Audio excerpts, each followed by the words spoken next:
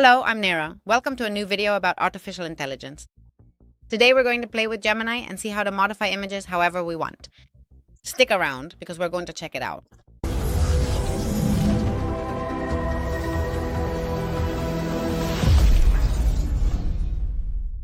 Alright, today we're going to use the Gemini tool, which can be incredibly powerful for editing our images to prepare for any event.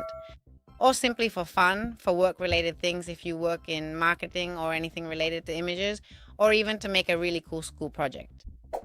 For this specific creative exercise that we're going to do together today, I've chosen the character Mega Raichu Y.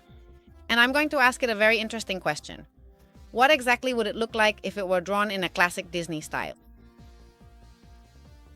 As you'll see, Gemini is a bit slower when creating images because what we're asking it to do isn't just to search the internet or analyze a text, but to take an image, look for information about the style we've requested, and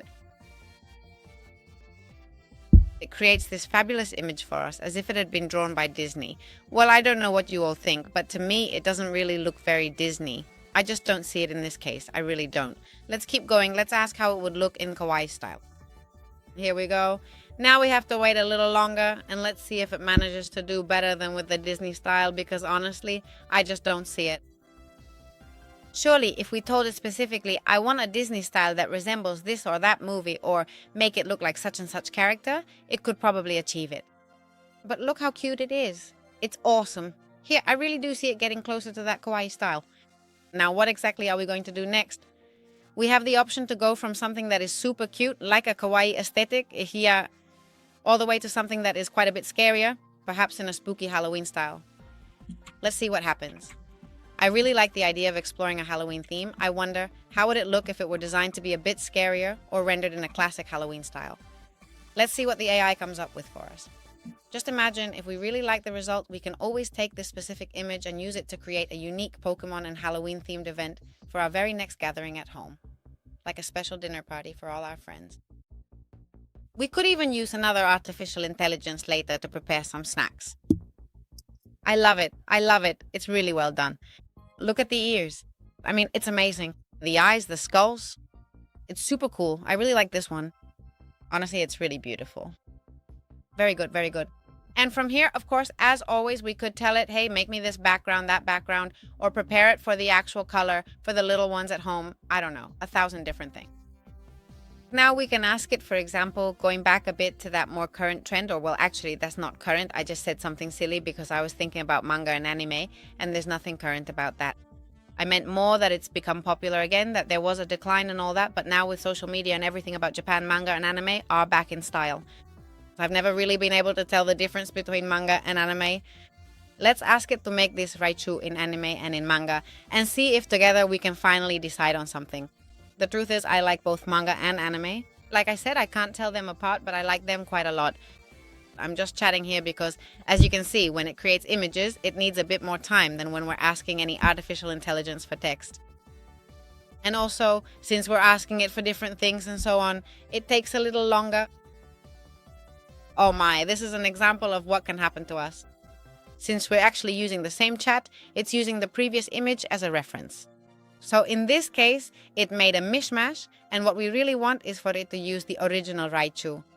But this actually turned out well because now we can see or understand how, in the end, any artificial intelligence is taking the last answer it gave us and generating new responses based on that. So it's a good tip to clearly tell it again what we're asking it to base its response on.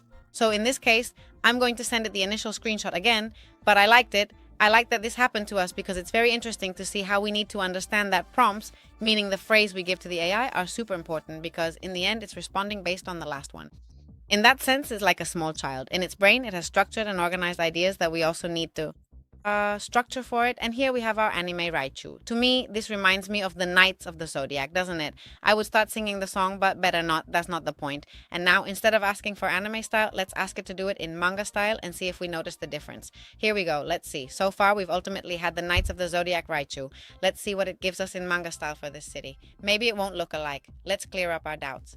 We'll see. We'll see how this goes. And now, let's see what it gives us in manga. I'm going to stop messing with it. I'm going to stop messing with it because I don't want to mess it up again. Well, here is the manga. Manga is more like a comic, right? But notice that in the end, the hair isn't all that different. So it's true that here the lightning bolts have changed a bit. Well, this hasn't really solved our question about the difference between manga and anime. We could try exploring this with some other type of artificial intelligence. Lastly, but not least, I had the idea to see it's a bit absurd what I'm about to say, and many of you will think so, because I'm going to ask for it to be a video game. But maybe a realistic video game, one that we could play and test things out, and we would play. Because in the end, really, Raichu, not so much Raichu, but especially our dear and beloved Pikachu, is already a main character in both movies and video games.